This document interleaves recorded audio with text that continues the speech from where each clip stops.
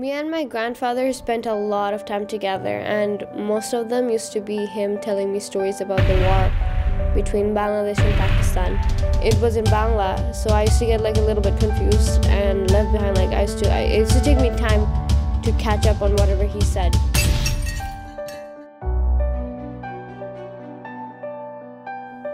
এটা করতে না পারলে কাঙালের মতো আশা করব কেউ অন্তত তাদেরকে শোনাবে। আমি তো ওদের জন্যই লিখি, কিন্তু এগুলি কি ওদের কাছে পৌঁছবে ঠিক মতো? আমি হাসতে হাসতে বলছি, কিন্তু সঙ্গে দীর্ঘশ্বাসটি আমার মনে হয় গোপন থাকছে না। তবু আমি আশা করব কেউ না কেউ পড়ে তো শোনাবে।